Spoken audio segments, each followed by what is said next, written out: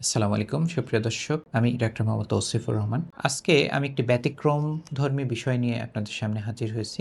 স্তন ক্যান্সার রোগীর মানসিক এবং সামাজিক যেই প্রভাবটি রয়েছে তার উপরে, সে বিষয়টি নিয়ে আমি আজকে কিছু কথা বলবো। প্রিয় দর্শক, একজন মানুষ যখন ক্যান্সার আক্রান্ত হয়, স্বাভাবিকভাবেই সে প্রথমে ধরে নেয় যে আমি একটি মৃত্যু পথযাত্রী। এরপরে তার পরিবার, তার সমাজ, তার আপনজন সবাই তাকে এই বিষয়টি নিয়েই কিন্তু নেগেটিভ অ্যাটিটিউড সবাই করে থাকে অধিকাংশ সময়। তো সেক্ষেত্রে তার মনের উপরে যে প্রভাবটা পড়ে, প্রথমত সেই মানুষটি আশাহত হয়, এরপরে সে তার ভিতরে বিষণ্ণতা পেয়ে বসে এবং প্রতিনিয়ত সে নিজেকে সমাজ থেকে, পরিবার থেকে সে নিজেকে আলাদা আলাদা ভাবতে থাকে। এরপরে যে জিনিসটি হয় যে সে যখন চিকিৎসা গ্রহণ করে, চিকিৎসা গ্রহণের সময় তার হয়তো স্তন ক্যান্সারে তার স্তন কেটে ফেলতে হয়, তার বডি ইমেজটাকে ডিফর্ম করে, তারপরে তার মাথার চুল পড়ে যেতে পারে কেমোথেরাপি দেওয়ার পরে। এ কারণে তার বিষণ্ণতা, উদ্বেগ আরো বেড়ে যায় যে তার বডি ইমেজটা ডিসফিগার হয়ে যায়। তার আর্থিক সামর্থ্যের বিচারে সে অনেক ক্ষেত্রে সময় পিছিয়ে পড়ে, অনেক সময় মানুষের কাছে অবহেলার পাত্র হয়ে দাঁড়ায়। এটা দেখে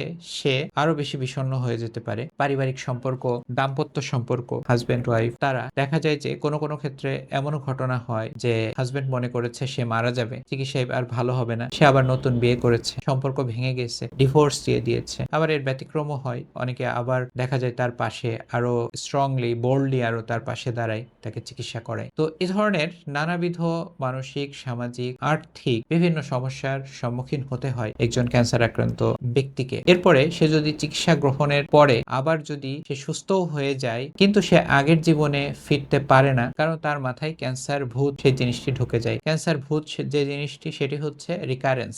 একটা মানুষকে ক্যান্সার সবসময় তাড়িয়ে বেড়ায়। তার একবার ক্যান্সার হলে তার মস্তিষ্ককে সবসময় সেই ক্যান্সার প্রভাবিত করে রাখে। অর্থাৎ সে কিন্তু সবসময় মনে করে যে ক্যান্সারটা আবার না জানি কখন ফিরে আসে, আবার কবে ফিরে আসে কিনা। তো এই ব্যাপারটিও তাকে করে, তাকে অনেক বেশি পীড়া দেয়। তো এসব ব্যাপারে একজন মানুষ, একজন ক্যান্সার আক্রান্ত ব্যক্তি আসলে অনেক বেশি শারীরিকভাবে সুস্থ হইলেও তিনি কিন্তু নিজেকে অসুস্থ বোধ করেন। এজন্য প্রয়োজন তার মানসিক দৃঢ়তা, ইতিবাচক মনোভাব এবং তাকে প্রপার কাউন্সেলিং, যেটা তাকে করতে পারে তার চিকিৎসক, তার পরিবারের আপনজন, তার সবচেয়ে কাছের মানুষটি এবং তার পরিবার এবং সমাজের অন্যান্য মানুষজন। তো প্রিয় দর্শক, আসুন আমরা একজন ক্যান্সার রোগীর জন্য আমরা একটি সুন্দর পৃথিবী গড়ে তুলি। সে যদি এটাই ভাবতে থাকে যে আমি মৃত্যু পথযাত্রী, তাহলে কিন্তু সে কখনোই সুস্থ হবে না, যদি সে ক্যান্সার মুক্ত হয়ও। তো আসুন আমরা একজন ক্যান্সার আক্রান্ত ব্যক্তির জন্য তার জীবনটাকে আবারও আমরা আনন্দদায়ক করে তুলি, তার পাশে দাঁড়াই এবং তাকে আমরা ক্যান্সার এই ভূতটা আমরা তার মাথা থেকে